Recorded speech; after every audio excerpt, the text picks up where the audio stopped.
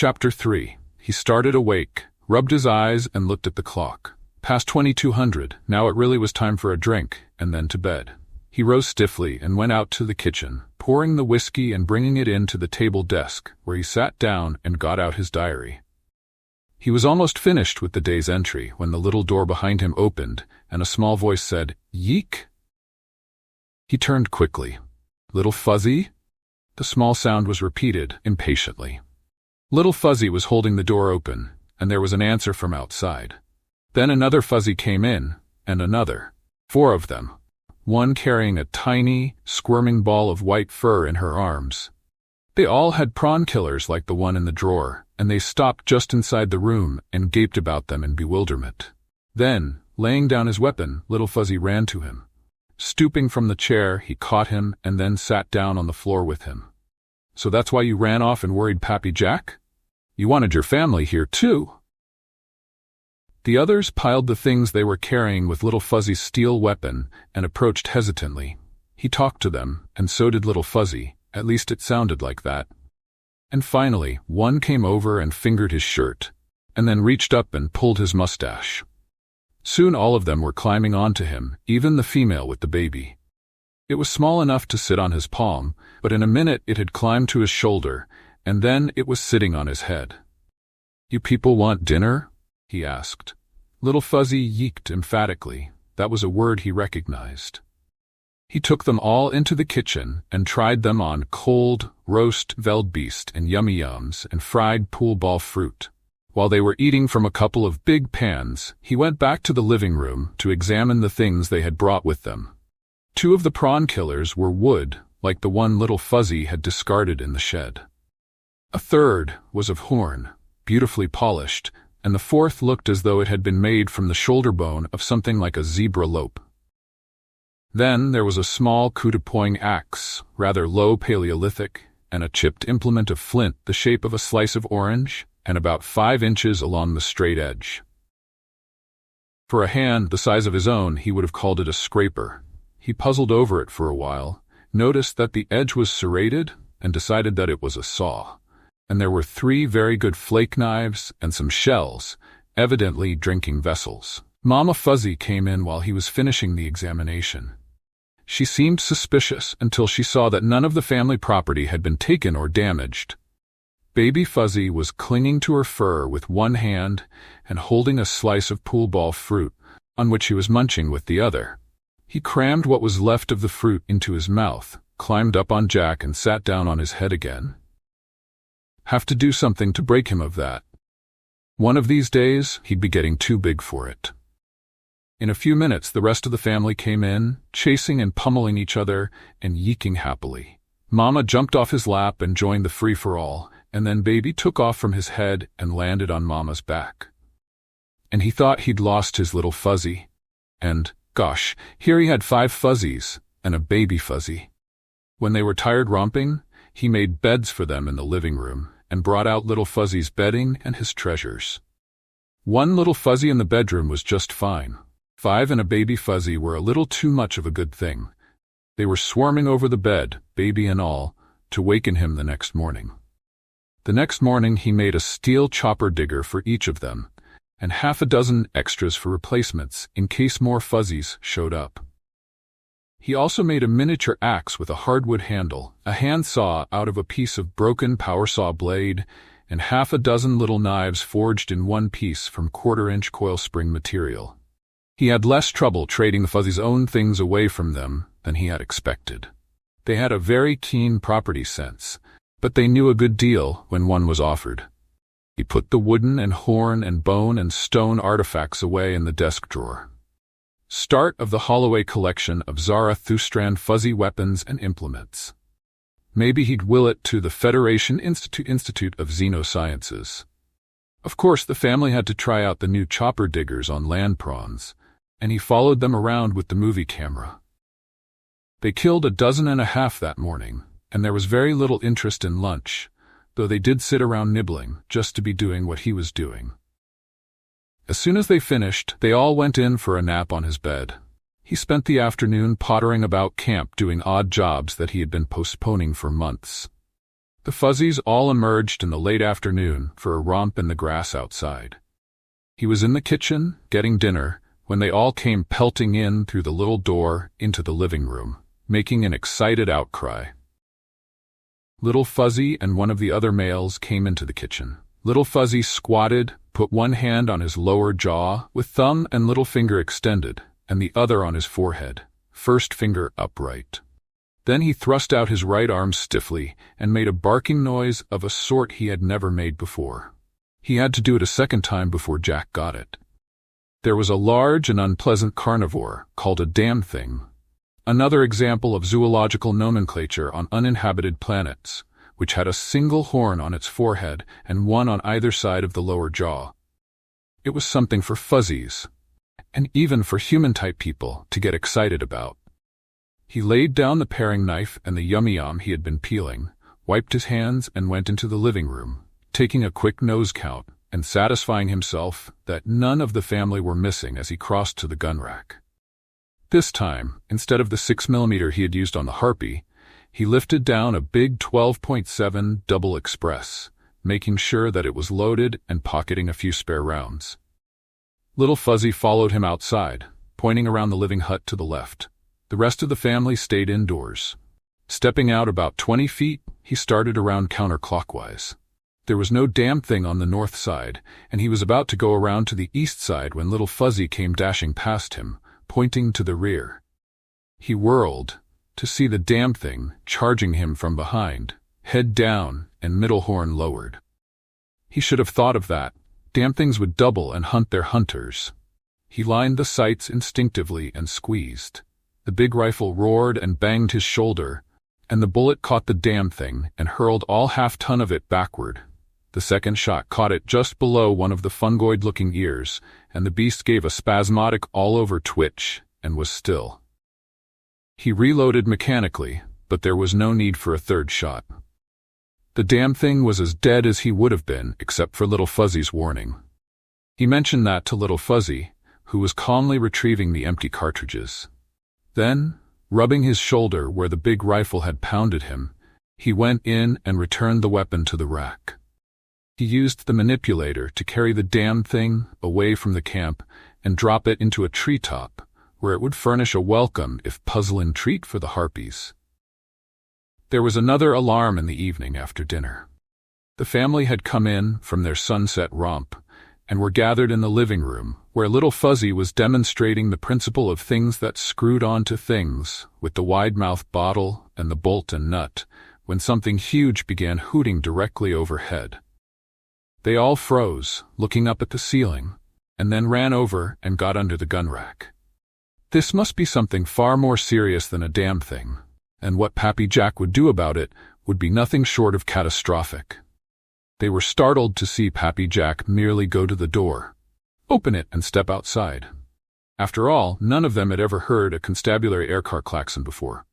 The car settled onto the grass in front of the camp, gave a slight lurch, and went off contragravity. Two men in uniform got out, and in the moonlight he recognized both of them. Lieutenant George Lunt and his driver, Ahmed Khadra. He called a greeting to them. "Anything wrong?" he asked. "No. Just thought we'd drop in and see how you were making out," Lunt told him. "We don't get up this way often. Haven't had any trouble lately, have you?" "Not since the last time." The last time had been a couple of woods tramps, out-of-work Veldbeest herders from the south, who had heard about the little bag he carried around his neck. All the constabulary had needed to do was remove the bodies and write up a report. "Come on in and hang up your guns a while. I have something I want to show you." Little Fuzzy had come out and was pulling at his trouser leg. He stooped and picked him up, setting him on his shoulder. The rest of the family, deciding that it must be safe, had come to the door and were looking out. "Hey, what the devil are those things?" Lunt asked, stopping short halfway from the car. "Fuzzies. Mean to tell me you've never seen fuzzies before?" "No, I haven't. What are they?"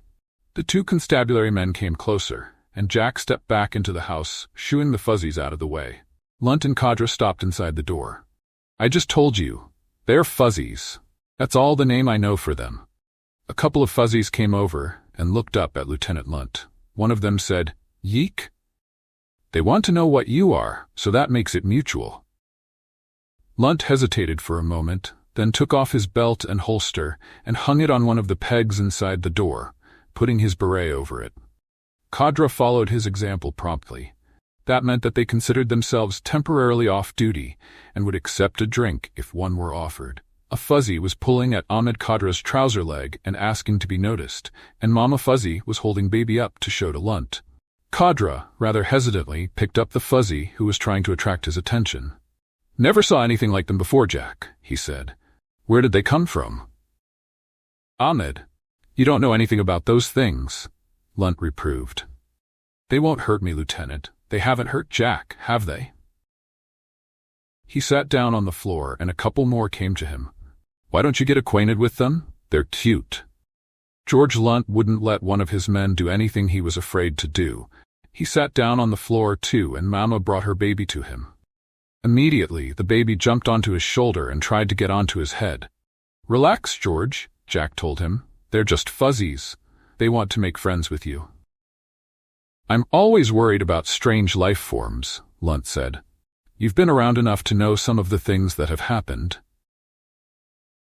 "They are not a strange life form. They are Zarathustran mammals. The same life form you've had for dinner every day since you came here. Their biochemistry's identical with ours. Think they'll give you the polka dot plague or something?" He put Little Fuzzy down on the floor with the others. "We've been exploring this planet for 25 years, and nobody's found anything like that here." "You said it yourself, Lieutenant," Khadra put in. "Jack's been around enough to know." "Well, they are cute little fellows." Lunt lifted baby down off his head and gave him back to Mama. Little Fuzzy had gotten hold of the chain of his whistle and was trying to find out what was on the other end. "Bet they're a lot of company for you. You just get acquainted with them. Make yourselves at home. I'll go rustle up some refreshments."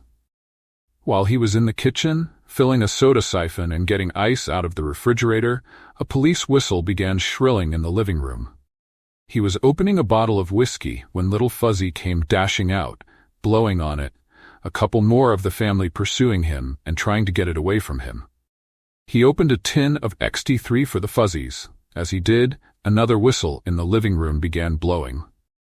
"We have a whole shoebox full of them at the post," Lunt yelled to him above the din. "We'll just write these two off as expended in service." "Well, that's real nice of you, George. I want to tell you that the Fuzzies appreciate that. Ahmed, suppose you do the bartending while I give the kids their candy." By the time Khadra had the drinks mixed and he had distributed the XT3 to the Fuzzies, Lunt had gotten into the easy chair, and the Fuzzies were sitting on the floor in front of him, still looking him over curiously. At least the XT3 had taken their minds off the whistles for a while. "What I want to know, Jack, is where they came from," Lunt said, taking his drink. "I've been up here for 5 years, and I never saw anything like them before. I've been here 5 years longer, and I never saw them before either. I think they came down from the north, from the country between the Cordilleras and the West Coast Range. Outside of an air survey at 10,000 feet and a few spot landings here and there, none of that country has been explored. For all anybody knows, it could be full of Fuzzies." He began with his first encounter with Little Fuzzy, and by the time he had gotten as far as the wood chisel and the killing of the land prawn, Lunt and Khadra were looking at each other in amazement. "That's it," Khadra said. "I found prawn shells cracked open and the meat picked out, just the way you describe it. I always wondered what did that, but they don't all have wood chisels. What do you suppose they used ordinarily?" "Ah!" He pulled the drawer open and began getting things out. "Here's the one Little Fuzzy discarded when he found my chisel. The rest of this stuff the others brought in when they came." Lunt and Khadra rose and came over to look at the things. Lunt tried to argue that the Fuzzies couldn't have made that stuff. He wasn't even able to convince himself. Having finished their XT3, the Fuzzies were looking expectantly at the view screen, and it occurred to him that none of them except Little Fuzzy had ever seen it on. Then Little Fuzzy jumped up on the chair Lunt had vacated, reached over to the control panel and switched it on. What he got was an empty stretch of moonlit plain to the south, from a pickup on one of the steel towers the Veldbeest herders used. That wasn't very interesting. He twiddled the selector and finally got a night soccer game at Mallory Sport. That was just fine. He jumped down and joined the others in front of the screen. I've seen Terran monkeys and Freyan Kulfs that like to watch screens and could turn them on and work the selector, Lunt said. It sounded like the token last salvo before the surrender. Kulfs are smart, Kadra agreed. They use tools. Do they make tools, or tools to make tools with, like that saw? There was no argument on that. No, nobody does that except people like us and the Fuzzies. It was the first time he had come right out and said that. The first time he had even consciously thought it. He realized that he had been convinced of it all along, though. It startled the constabulary lieutenant and trooper. You mean you think? Lunt began. They don't talk, and they don't build fires, Ahmed Kadra said, as though that settled it. Ahmed, you know better than that. That talk and build a fire rule isn't any scientific test at all. It's a legal test. Lunt supported his subordinate. It's a rule of thumb that was set up so that settlers on new planets couldn't get away with murdering and enslaving the natives by claiming they thought they were only hunting and domesticating wild animals, he said. Anything that talks and builds a fire is a sapient being, yes. That's the law. But that doesn't mean that anything that doesn't isn't. I haven't seen any of this gang building fires, and as I don't want to come home sometime and find myself burned out, I'm not going to teach them. But I'm sure they have means of communication among themselves. Has Ben Rainsford seen them yet? Lunt asked. Ben's off on a trip somewhere. I called him as soon as Little Fuzzy over there showed up here. He won't be back till Friday. Yes, that's right. I did know that. Lunt was still looking dubiously at the Fuzzies. I'd like to hear what he thinks about them. If Ben said they were safe, Lunt would accept that. Ben was an expert, and Lunt respected expert testimony. Until then, he wasn't sure. He'd probably order a medical checkup for himself and Kadra the first thing tomorrow to make sure they hadn't picked up some kind of bug.